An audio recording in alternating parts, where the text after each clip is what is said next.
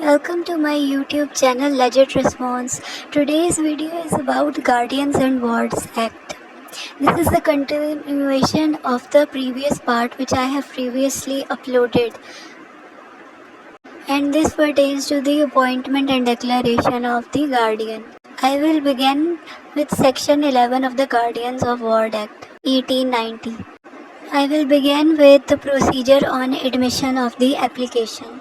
Now, an application will be admitted by the court if the court is satisfied that there is ground for proceeding the application. The court will fix a day for hearing the application and cause the notice to be served for hearing the application. Now, on whom the notice of application will be served and in what manner it can be served.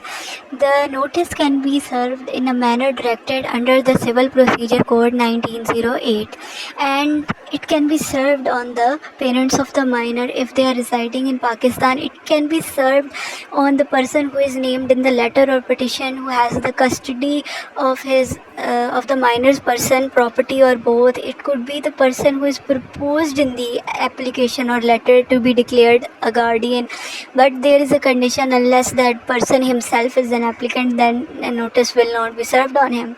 It can be served on any other person on whom, in the opinion of the court, is satisfied that it is necessary that a notice should be served on him.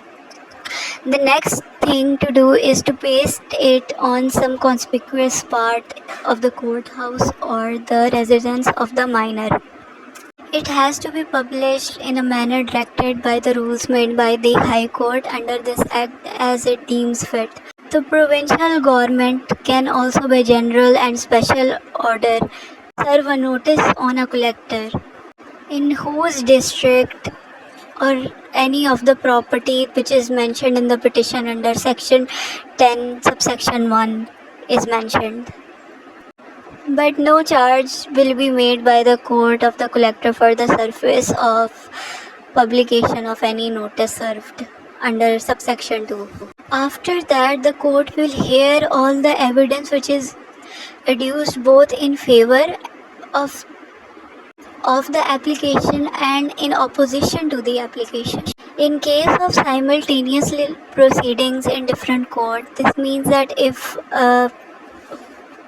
proceedings are carried in more than one court, the court, on being informed that a simultaneous proceeding is carried out in another court, it has to stay the proceeding on being informed.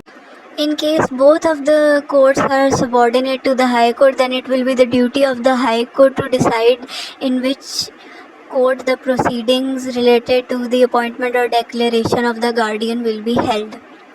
Under section 14, subsection 3, the court shall report the case and be guided by the orders as the provincial government may prescribe.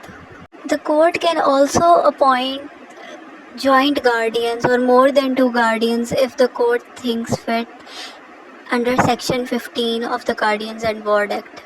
Separate guardians may also be appointed for the welfare of the minor.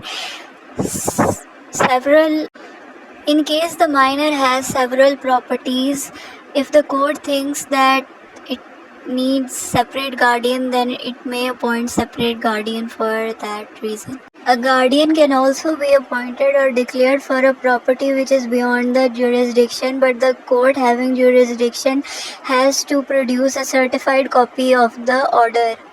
Section 17, however, deals with the matters which need to be considered by the court in appointing the guardian.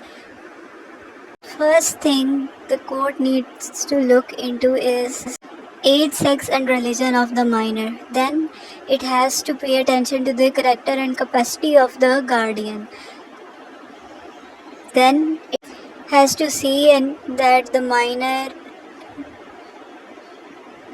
minor's guardian's nearness of the kin. Then wishes of the deceased parents of the minor and any existing or previous relation of the proposed guardian with the minor or his property. Court may also consider the intelligent preference of the minor. This means that it can see that the minor can choose his guardian, he can choose who he wants to be with, and the court shall not disregard this preference. Under Section 18, where a collector is appointed to take charge of the state of the minor, he is deemed to be appointed in his capacity as a collector by the virtue of his office. Guardian cannot be appointed in certain cases under Section 9, where minor's husband is unfit